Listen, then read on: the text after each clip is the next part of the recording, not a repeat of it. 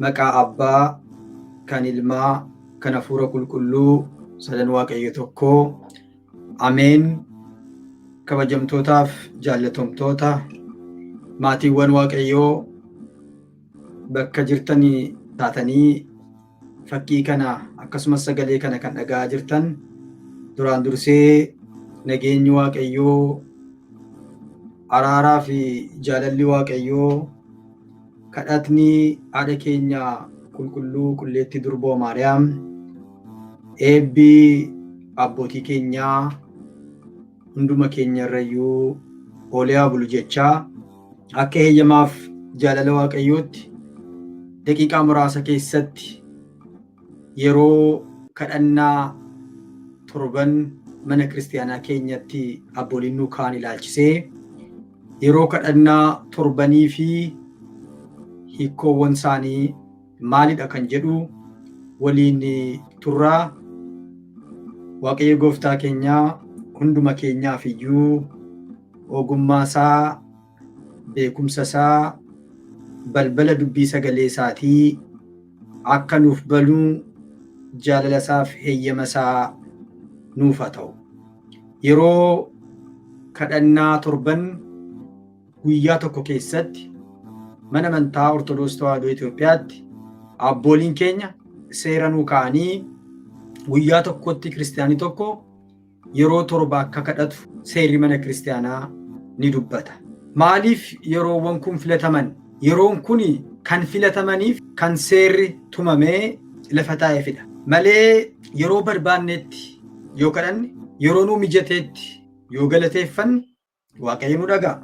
Akkuma faarsaan Daawit faarsaa 144 boqonnaa 144 lakkoofsa 2 eegalee akkuma dubbatee yeroo hundumaa sin galateeffadhaa, sin kadhadhaa baraa hanga baraatti akka jedhe Waaqayyo gooftaa yeroo hundumatti daangaa tokko malee galateeffachuu, kadhachuu ni dandeenya. Haa ta'u iyyuu malee waa'ee yeroo kadhannaa torban kana yeroo haasofnu sila Daawit, mootichi Daawit, qulqulluun Daawit baraa hanga baraatti guyyaa guyyaatti yeroo hundumaayyuu sin galateeffadhaa, sin kadhadhaa akka jedhe faarsaasaa 118 irratti immoo maal jedhe Daawitumtu kun mataansaa waa'ee yeroo kadhannaa torbanii yeroo haasa'u immoo guyyaatti yeroo torba sin galateeffadhaa jedhe.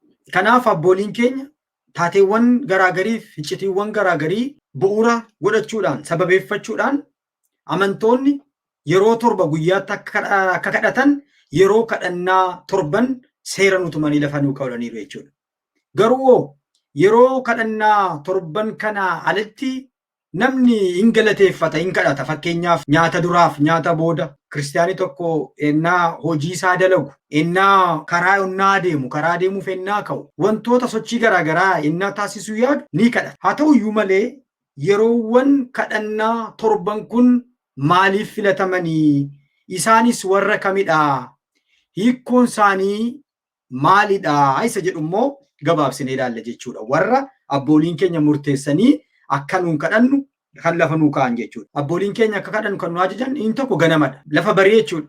Ganama yookaan inni seera mana kiristaanaa keessatti nag jedhama. Itoo haasofnuu dubbii keenya irratti lakkoofsa sa'a kana amma isinitti himanii akka lakkoofsa biyya keenya Itoophiyaatti. Sa'aatii lakkoofsi Itoophiyaa fi qulqulluu Daawit sa'aatiin itti lakkaa'u tokkodha. Sababni isaas lakkoofsi biyyi keenya Itoophiyaa fi lakkoofsi biyya Israa'el tokko waan ta'eef amma kan Awurooppaa, kan Ameerikaa, kan biyya biraa adda adda. Amma garuu kan nu haasofnu kitaaba qulqulluu irra jiruudhaa fi akka lakkoofsa Itoophiyaatti jechuudha. Kanaaf inni jalqabaa ganama yookaanis immoo nagisee jechuudha. Inni itti aanee jiru immoo ganama keessaa sa'aatii 3 jechuudha. Inni salas jedhamee isa beekamu. Inni sadaffaa guyyaa saafaa yookaanis qaxirsee jedhamudha. Sa'aatii 6 jechuudha. Inni afuraffaa guyyaa keessaa sa'a 9. Inni shanaffaa immoo aduun lixuuf gaafa jettu naannoo sa'aatii 11 jechuudha. Inni itti aanu immoo yeroo ciisichaa inni sa'a 11 sarki jedhama. Sa'aatiin 9dha. Qaxiriin guyyaa 6 jenneerra. Achi booddee kan jiru immoo nawaamii jira. Nawaamiin immoo yeroo ciisichaa galgala sa'aatii 3 jechuudha. Yeroo siree keenyatti ciisuuf adeemuuf jennudha. Inni itti aanu immoo manfaqa leellitis jedhamu yookiin immoo halkan walakkaa sa'aatii ja'a jechuudha. Warroon kun yeroo murtaa'anii abboolii keenyaan seerri tumamee lafa nuu taa'ee mana amantaa Ortodoksii Tawaahidootti kaawwamanidha jechuudha. Isaanis tokkoffaa nag yookaanis ganama, inni lammataa salast yookaanis sa'aatii 3, inni sadaffaa qatris jedhamu sa'aatii 6, inni afuraffaa tasa'aat yookaan sa'aatii 9, inni shanaffaa sarkiidha. Aduu lixaatti sadhannoo jechuudha. Sa'a 11 booda isa jiru. Inni ja'affaa nawaam yookaanis immoo isa sa'aatii 3 yeroo ciisichaa fi inni dhumaanii torbaffaa immoo manfaq yookaanis immoo manfaqa laliitii yeroo halkan walakkaa sa'aatii 6 jechuudha. Guyyaatti yeroo 7 sa'a kana lafa nuu ka'anii iccitii tokkoon isaanii inni ganamaa kaasee amma halkan walakkaatti jiru hiikoo mataa isaa danda'eef sa'aatiin sun itti filatame immoo qaba jechuudha. Inni jalqabaa nag jedhama. Ganama jechuudha. Sa'aatiin kun maaliif kadhannaadhaaf filatame? Ganama sa'aatii tokkoon kun inni jalqabaa sababni sa'aatiin kun itti filatame abbaan keenya Addaamiif haati keenya Hewaan yeroo isaan itti kufan, yeroo isaan itti dogoggoranidha. Sa'aatii wal fakkaataa kanatti fayyisaan keenyaaf gooftaan keenya Yesuus Kiristoos immoo kufaatii keenyarraa nu kaasuudhaaf ganama suubisaa tokko kanatti waltajjii yookaanis dhaddacha Philaaxoos bira kan dhaabbatedha. Sa'aatii kanarratti. Addaamiif waan sa'aatii kanatti kufanii Kiristoos dhaddacha Philaaxoos fuuldura dhaabbatee kufaatii keenya nu kaasuuf sa'a wal fakkaataa kanatti taateen kun waan jiruuf abbooliin keenya sa'aatii kanarratti akka kadhannu godhan. Inni lammataa sa'aatii 3. Sa'aatiin kun kan itti fudhatame akka itti kadhannu kan itti fudhatan abbootiin keenya kunis hiikoo mataa isaatii qaba. Daani'eel sa'aa sanatti inni afaan leencaarraa boollatti gatamee inni hafe Daani'eel sa'aatii kanatti kadhachaa ture. Haati keenya Durboo Maariyaam, qulqulluu qulleetti Durboo Maariyaam, haati keenya sagalee ergamaa qulqulluu Gabri'eeliin kan dhageesse sa'aa kana sa'aa 3 ganamatti. Argitanii?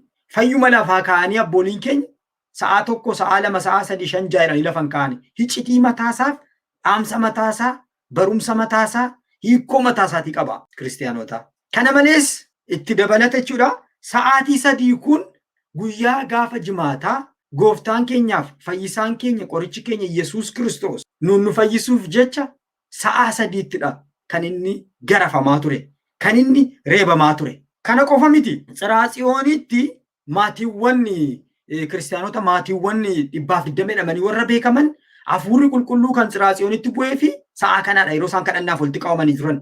Sa'aatiitti hafuura qulqulluu bu'u, sa'aa isaaniitti hafuura qulqulluu simatan gatii ta'eef kanaaf jecha nutis sa'aa kanatti kadhanne jechuudha. Abbooliin keenya iccitii kana sababeeffachuudhaan sa'aatii kana akka kadhannu nu taasisan jechuudha. Inni sadaffaa abbooliin keenya akka kadhannu kan isaan nu ajajan qatr inni jedhamee beekamu guyyaa saafaa sa'aatii 6.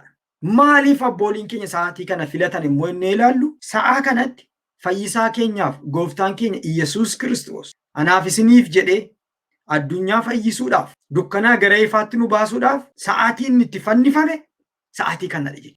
Wangeela Luqaas boqonnaa 23 lakkoofsa 44 ilaaltanii yeroo fannisanii sa'aatii 6 akka ture wangeela Luqaas irratti nu barreeffamee jira. Kanaaf kana sababeeffachuudhaan jechuudha. Egaa jaallitamtoota maatiiwwan Waaqayyoo inni itti aanee jiru immoo abbooliin keenya kadhannaadhaaf akka dhaabbannu kan nu ajajan guyyaa keessaa immoonni kaan sa'aatii 9dha jechuudha. Guyyaan keessaa sa'aatii 9 sa'aatiin kun maaliif filatame? Maaliif abbooliin keenya sa'aatii kanatti akka kadhannu yeroo kadhannaa torban keessaa isa tokko taasisan jennee yeroo ilaallu sa'a 9 kana lubbuun baay'ee kan abdiidhaan eeggachaa turan, lubbuu si'ool keessa turan, yerootti bilisa ba'anidhaa fi du'a gooftaa keenyaa Yesuus Kiristoosiin yerootti eeggachaa turan akkasumas lubbuusaa fannoo irratti anaasiniif jedhee gaafa kennu Elohee Elohee laamaa sabaktanii jechuudhaan yaa abbaa jechaa yeroo inni itti fannoo irratti iyyaa ture, yeroo inni itti nan dheebodhee yeroo inni itti jechaa ture, taateen guddaa fayyinni guddaa kan itti raawwate sa'aa kana waan ta'eef abbooliin kun sa'aa kana Waaqayyoo bira akka dhaabbannu fuula Waaqayyoo akka ilaallu akka kadhannaadhaaf jilbeenfannu nu ajajaniiru. Iccitiin isaa gabaabamatti kana jechuudha. Inni itti aanu sarkisee jedhamudha. Sarkiin sa'a 11 booda gara aduu lixaatti kan deemtu 11-12 gidduu kan jirudha.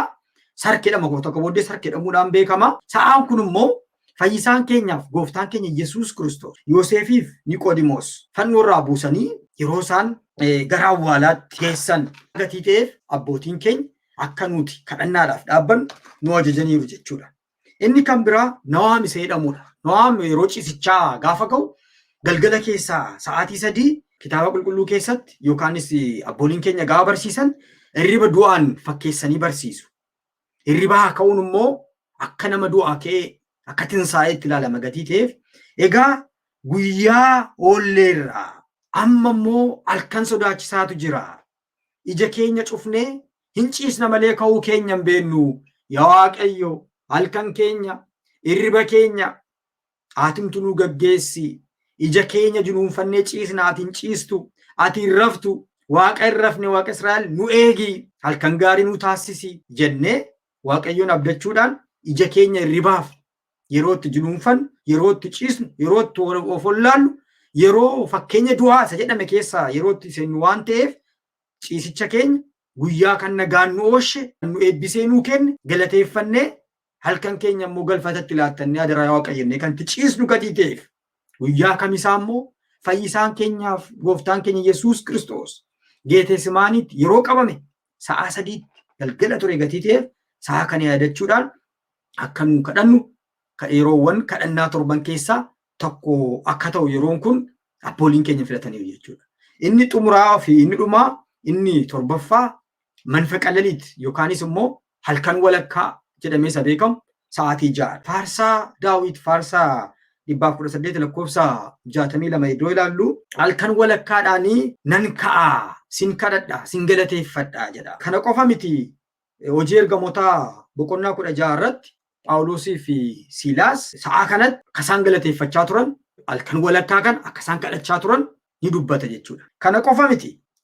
Gooftaan keenyaaf fayyisaan keenya Yesuus Kiristoos halkan sa'aatii 6tti yeroo itti dhalate taateewwan adda addaa kan itti raawwatan yeroo ta'eef abbooliin keenya sa'a kanattis akka nu Waaqayyoof jilbeeffannu akka nu kadhannaadhaaf kaanu nu ajajaniiru jechuudha.